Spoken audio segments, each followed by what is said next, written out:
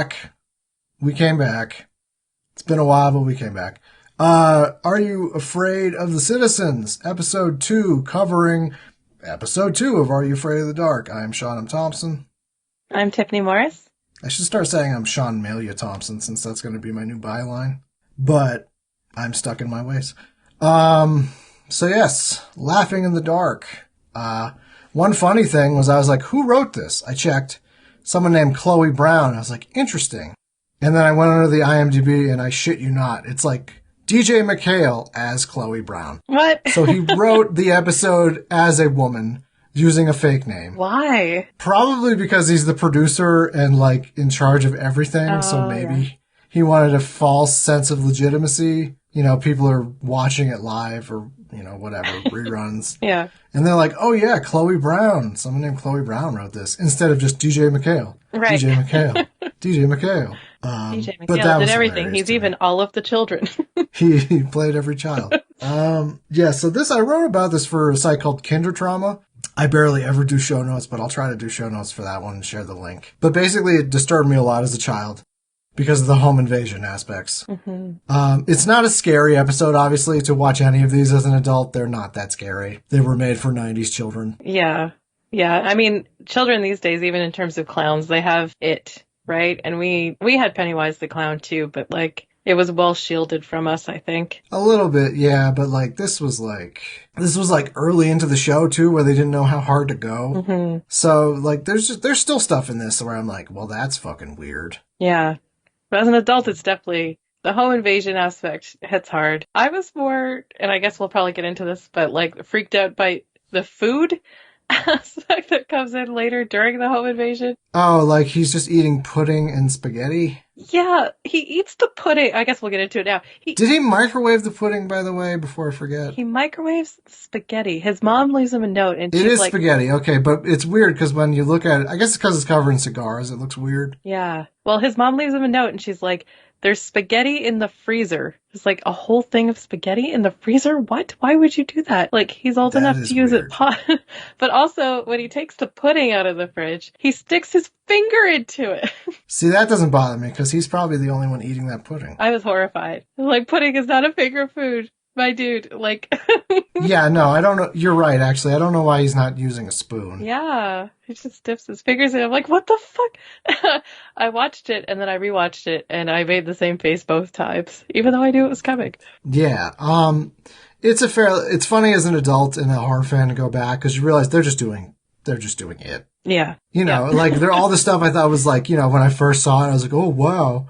You go back and you're like, they're just doing The Mummy. They're just doing it. Right. They're just doing The Fly. But for kids. And I mean, thank you for that, I guess, you know, because I wasn't allowed to watch horror movies, so. But like, I think what creeps me out about this one is just like the whole concept of like a clown that like burnt to death. Mm-hmm. And then he's coming back to haunt your house is like, that's pretty creepy. And he was like an asshole clown too. They went out of their way to emphasize that. Yeah, like he was a bad man. He was like not a good dude. They told us via alliteration in a headline.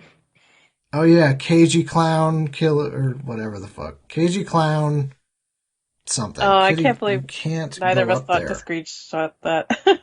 I did. I'll put it in the show notes. I won't do anything. I never do show notes, but maybe.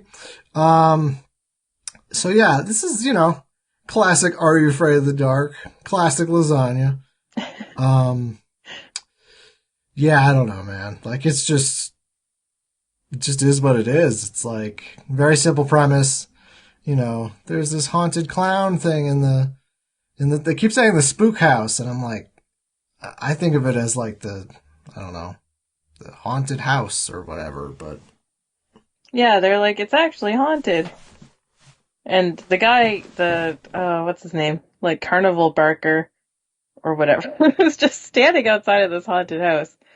It's just like, go in. It was very clearly like some weird ghost. Yeah. I do like the design, not most of the design, I would be fair. But I do like the dragon on the outside. I'm like, that looks cool. Oh, the dragon else inside like was shit, really cool too. Yeah, like some of the paintings are just very, you know, like it's like bad Halloween props inside, but that's typical haunted house kind of stuff. Yeah, especially aimed at kids. Yeah, I'm blanking on the actual term you would use, like, in a carnival. Cagey clown caught in calamity. That's what it was. I mean, like, I don't know what we'd call it in America. I guess, like, the fun house. We'd call it the fun house, yeah. Yeah, well, I guess, like, there's a few probably different ones, right? Because there's also, like, House of Mirrors and House of Glass and all that kind of shit. Yeah, I think generally American carnivals and fairs, we just have an all-purpose fun house that has the mirrors and then the spooky crap also combined into one, like, ride or house. Okay.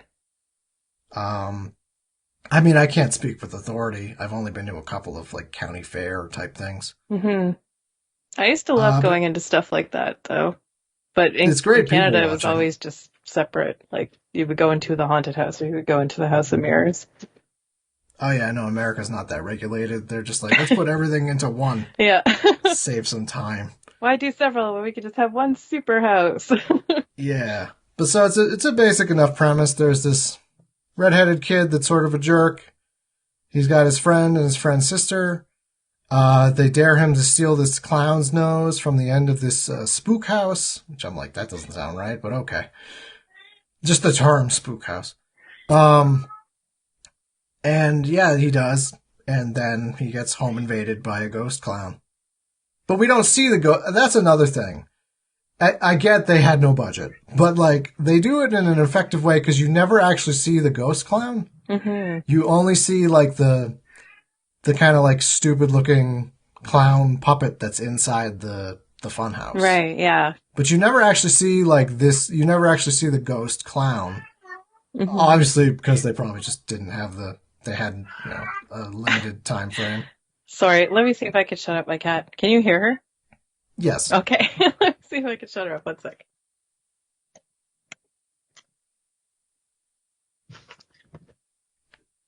Shut up, little baby.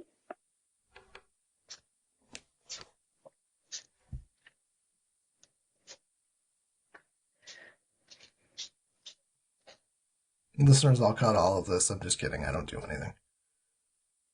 Laughing in the dark. It's the most fun in the park when you're laughing in the dark.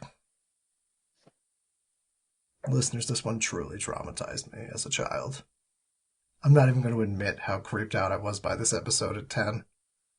Because it's fucking embarrassing. But I did, yes, read a Kinder Trauma article, which I will share. Anyway.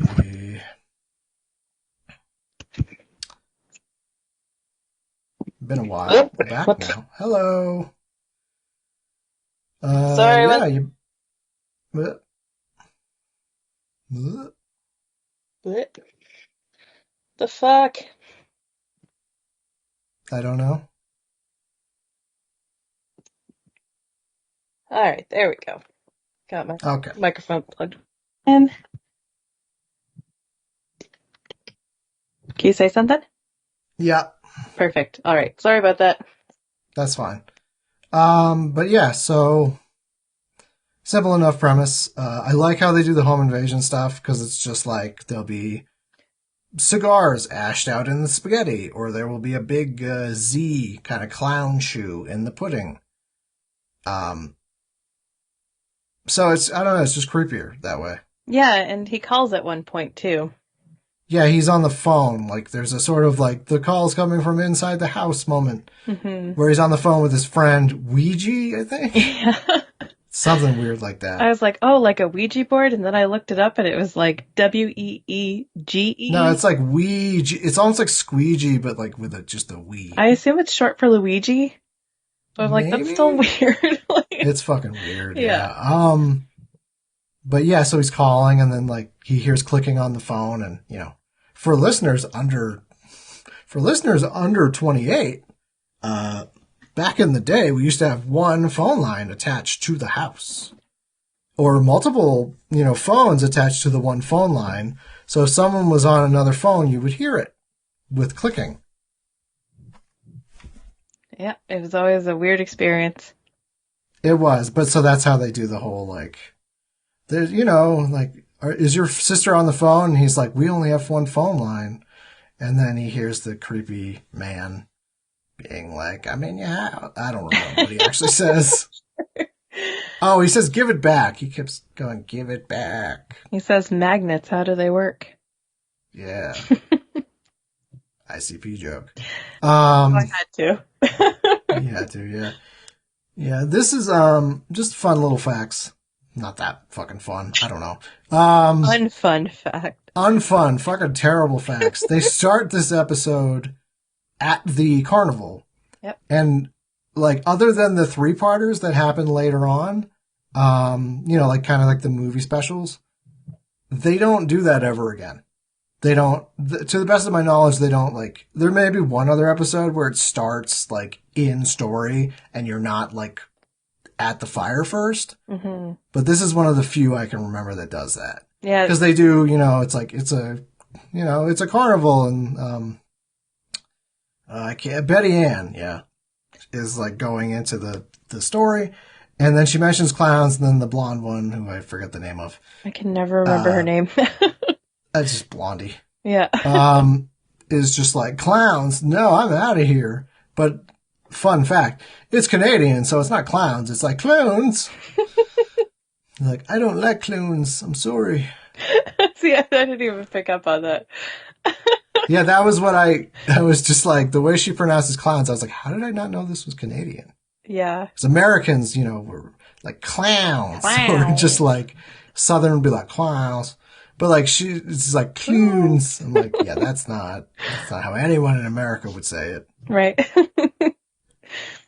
Those O's. And there's too much apologizing. No. Sorry.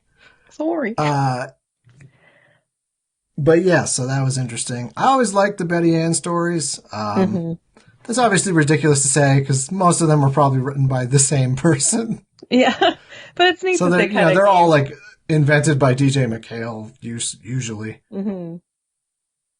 But it's nice that they attributed them to the different characters. But yeah, when they attributed to Betty Ann, for some reason I tended to like the stories. Mm-hmm. That I can remember. I mean, it's hard to really remember. I remember the Gary ones. I'd be like, nerd. Yeah. It'd always be like Sardo and like magic shop stuff. And I'd be like, oh, you fucking dork. He's like, my dad owns a magic. Like, yeah, we know, Gary. Because every one of your fucking stories is Sardo. No Mr. accent on the dough. Yeah. And like, I like Sardo as a character, but he's not always well deployed. No, I mean, I think part of the charm of the original is that they did have these very kind of low-key, terrible community theater adult actors that would be involved. And it's like, you expect the children and the child actors might not be that good. You're just like, that's fine. But when you also have these like community theater style, like over actors, that just added to the charm. Yeah. And the first season definitely has that aspect in the set design as well. Like you could tell even at the fun house, it's just like, oh yeah, like this is painted plywood. Yeah. And I do think it's funny that, it's very clearly, Dr. Vink from the first episode, he just shaved his beard. Yeah. And they gave him like yellow teeth. I never picked up on that though. Like this was the first time I actually noticed that. It took a while for me to realize it, but I was like, oh yeah, because they probably only had the one dude for a little bit. Right. And he was like, all right, I'll just shave my beard. Yeah. Emily, when we were watching, made a joke. It's a Venture Brothers joke, so I'm explaining the joke, which always makes jokes funny. Mm-hmm. He acts a little Southern. Like the outfit's a little Southern. Right. It's just like red and white stripes with a bow tie. She made this joke from Venture Brothers where there's this Southern lawyer and he's like, it's like a cat trying to bury a turd on a linoleum floor. And I was just like, yeah, that is sort of the weird. He just looks weirdly Southern for some reason. Yeah. It's probably just like the bow tie. Probably. And like the stripy jacket. Yeah. Even though that's supposed to be Carnival Barker, is like there an overlap between Carnival Barker and Southern Guy? In the South. I mean, I don't know. Like, not really. They were Carnival Corps before anyone else. No, I mean, like, it's not even a traditional kind of Carnival Barker get-up, because like that, I think. Well, and then we're getting into circuses and what's the difference, and I don't care that much. No, who cares? But yeah, it's a fun episode. It creeped me out as a child. What about you? Um, yeah, I found it a little creepy. I found the writing on this one a little weird because, like, I feel like challenging people and being like, "Ah, you're a chicken," like those kids seemed a little old for that. Like the Ouija and the main guy, like they seemed to be in junior I don't high. know. I mean, maybe. Ugh, kidding. Obviously, no one can see this, but my cat has gotten used to sleeping on the table where the mic is.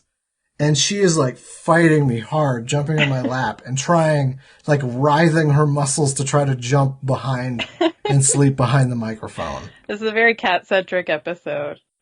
I'm just like, there's just one place you can't go in the entire room, kitty, and that's behind the microphone where all the wires are. So obviously she's like, well, now I want to. Yeah, she's like, that's where I'm going, no matter what. Like fighting as I have to I had to be hugging her with all my strength. My cat somehow found a hair tie and did what she does when she has a hair tie or a little stuffed catnip mouse is runs around with it in her mouth while she yowls. And this is her hobby. Yeah, I did hear the yowling a little bit. Yeah, it's funny that I thought we could... I mean, it's an interesting idea for a show in that, like, how much can you really say about the episodes? I mean, I feel like if you really wanted to, you could probably go into a deep analysis, but also why would you? Yeah, like a deep dive, but then it's like, what are you deep diving into? It's like... With your one wild... I do want to mention the fashions, you know, like the baggy t-shirts tucked into the khaki shorts. Because, like, I totally rocked that when I was, like, 11 or 12. Yeah, totally. And I mean... that's super embarrassing, but I did. And Emily pointed out as well, my partner, the Doc Martens with the pleated khaki shorts was very 90s. Oh, yeah. Like, all of the Are You Afraid of the Dark stuff was definitely true to the fashion of the time. Oh, yeah. For fucking sure. Another fun fact, as an American... Didn't notice the first couple views because I was a child as well. They're playing hockey. And I'm like, oh, they have like a hockey net in their room. And it's like, you know, people play hockey in America. So I guess, you know, as a child, I was like, well, my friend plays hockey, whatever. But like, I don't think American children are like that into hockey usually. Yeah. It's just like, whether it's ice hockey or floor hockey, Canadian youth are playing hockey. And like, I wasn't a sporty child, shock of shocks, but like, I still ended up playing floor hockey at different times with friends. Like, Yeah, you know, you played in gym class. It was part of the background of your life. Oh, yeah, like we definitely didn't really have floor hockey. We had like dodgeball, maybe basketball. Yeah. So that's funny. Some other standouts for me are, I don't know what you did with your 12-year-old friends, but I don't think I'd be tickling my friend's kid sister. No, I thought that was weird too. It played weird. It's like, I'm a tickle monster. I'm like, what the fuck? Yeah. It's like, what? Like, okay, freak. But then, you know, he chases her outside and she grabs the lid of a trash can and like smashes him in the face with it. Yeah, what did Maybe a little overkill. And she's like, try it again and I'll bung you in the head. I'm just like, bung in the head? I don't know. She held her own though, so that was nice. She did. I'm like, wow, you just whooped his ass with a trash can. And I mean, it was weird, but it was like, he's just going to tickle you. What the fuck? What did he call her at one point? Like a twerpy wimp? And she was just like, hey, I'm not a twerpy wimp. I know. There's a lot of like, you chicken. Yeah, that's what I mean. I was like, I feel like when I was in junior high, if someone called me a chicken, I'd be like, what?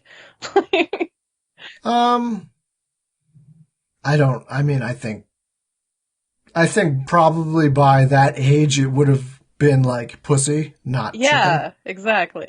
It would have been like, hey, you fucking lose. I mean, it was, let's be real about this. It would have been the F word. It would have been the F-H word. Yeah, it would have, because it was the 90s and it was or it terrible. Would have been like, what are you, fucking gay? Yep. And now I know that was wrong, but back then I was a child.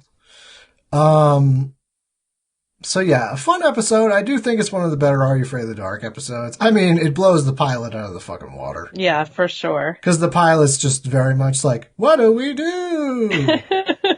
It does have the Dutch tilts, though, and it does have the the standby of all children's scary shows, which is the Dutch tilt with the like as if anyone scared would scream in the same pitch for that long. Yeah. Listeners, I don't know if you've ever been scared, but for me, it's been like, but like that's, it's not like, Yeah, as I wait for the camera to tilt. There was definitely some funny camera work in this episode too. Just like when he's on the phone, there's like that fast zoom in on his face. Like, I know, that's a very like 90s kid show thing. It's just like, whoa! It's just a lot of like extreme camera work. Yeah. There's another favorite part where he supposedly jumps off his roof, and it's just like this match cut that just does absolutely not work. Because it's like he goes to jump from the roof, and then it's just this little ineffectual like peh as he lands on an inflatable thing for a pool. And I'm like, that thing would pop. Like if you're jumping from 10 feet high. Yeah, from a roof. Oh my God. But he just very lightly lands. There's another fun one where it's like they're talking at fucking Ouija's house. And the redheaded kid, whose name I forget still. Josh? Maybe Josh. We'll say Josh. The young Josh homie. No. So he grabs Josh and like moves him in front of the camera, and then they do that sort of cut where it's like he moves him back from the camera, and they're at the carnival. Yeah.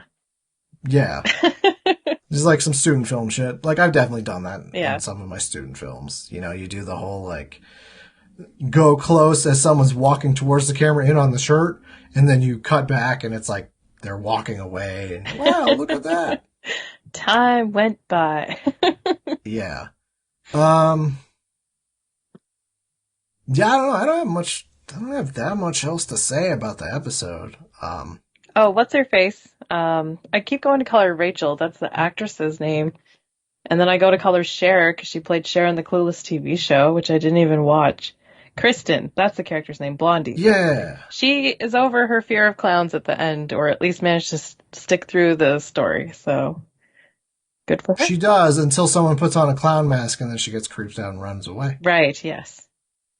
I love the old, I don't think you're ever, they've done the remake ones. They seem fine. Like, they don't seem terrible, but it's just like, there's like production value. So I'm like, well, this is not Are You Afraid of the Dark? Yeah. Because like the original, it's like, I didn't notice until it was it's clearly someone just shining a flashlight in various ways right. to mimic the flames, Mm-hmm. And then it's like, the whole concept too, it's like, y'all just out in the woods at midnight. Y'all just some 12-year-olds out in the woods at midnight. Like, starting forest fires. Yep. Good for them. Telling spooky stories. And do you think any of their parents believe, maybe because they're Canadian, but I don't know. No, I don't even think Canadian parents would buy. They'd be like, yeah, sure, you're going to go out to the woods and just tell scary stories, huh? You're not going to drink and do heroin and have it was the sex. 90s, right? Like, they'd be like, oh, you're going to get drunk. You're not going to go to that stash of woods porn. And they'd be right. They'd be right that we were going to go in the woods and get drunk. I mean, not at 12, but actually, yeah, some people I knew in junior high. Well, I mean, yeah, that's a little early, but like, it's also sort of ambiguous what the ages are of them. Mm-hmm. Like, I feel like most of them were 12, but some of them might have been older. Yeah. But then you're getting into the old school thing of like, you're casting someone who's much older to play someone much younger. Yeah. Like the Scream movies where it's clearly 20-year-olds playing like 17-year-olds. Yeah, I mean, that's more of a problem now with Stranger Things, right? Because these kids are supposed to still be like 13. I know. They're just clearly like 20. Clearly 20, and they're like, oh, we're still playing D&D and drinking Mountain Dew. And you're like, dude, you are like 30 now. I am a child. Don't get me wrong. Just smoking a cig, just like, sucks being a child. I mean, that was basically the cast of 90210. It was. That's true. So yeah, good episode. It's on Paramount Plus in the US. I think it's on YouTube as well. Yeah, it's mislabeled on YouTube as the third mislabeled episode. On YouTube. Big point of contention because Tiffany was like, this isn't episode 2, and I was like, you are fucking wrong. I had a moment of panic Listeners, sheer panic. No, I Trying wasn't to that make sure I was extreme the about right it. I one. was probably more like, no. Yeah, it was fine. I was just like, hey, are you sure this is the right one? Yeah, and the only reason I know, by the way, is because it's like this, the peanut butter experience, or whatever the fuck it was called, and the Christmas toy were like three things that were not meant to be that scary, that scared me so much that I ended up writing articles about them as an adult. Nice. Yeah, the peanut butter one was just fucking. It was just this weird thing where it's like he gets dared to go into this like haunted house sort of thing, and he goes in and then he loses all of his hair. As a child, I would add. Oh, okay, creepy. And then it's like this weird, like, basically this shit made of peanut butter you're supposed to smear on his head that will grow his hair back. And I think he does, but then it's that very like fairy tale thing of like the hair won't stop growing. That part didn't scare me. I mean, the imagery of being completely bald, having to put peanut butter on your head was like, ew, but more just the concept of like a child going somewhere that was so frightening. They lost all of their hair. I was like, that is horrifying. Yeah. I've And never then seen the it. other one, I have nothing the to other add. one is Christmas Toy, which is a Jim Henson thing. It was basically like a precursor to Toy Story, but the premise was like, well, I guess this is Toy Story. If anyone sees the toys being alive, they're just gone. They're just like dead. Ugh. Is that the I don't premise know. of In Toy Toy Story? Story, I I've don't never think they seen a Toy died. Story I think movie. they just were like, maybe people shouldn't know we're alive. But this is like literally like you're just gone. Like you just become a toy. You don't have any soul. That's fucking dark, man. And then like the whole special is like they get this new toy that like isn't going to play by the rules. So it's like this one that's basically like a Thundercat called Meteora, who's like a fantasy kind of, she's got a sword.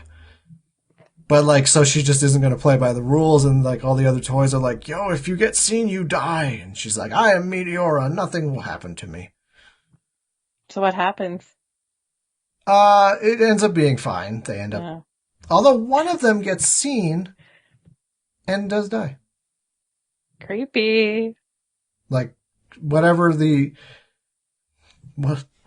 however it translates, they just no longer are there. Right. They might bring them back somehow at the end, but I just remember it was traumatizing because it's just like, it's that thing of like all the adults and the children, you only see their legs and feet. So they're just like these big monsters like that. You're like, oh no, don't see the toys. Right. And especially as a child, you're like, oh man, I don't want to kill my toys by seeing them alive. I think I was too imaginative because I just like thought about it too much. And then I was having nightmares about like, the Fraggles under my bed and shit. Yeah, I was like, welcome to the ephemeral nature of existence, children. I know. I legitimately had a nightmare as a child that the Fraggles were like Fraggle sized under my bed.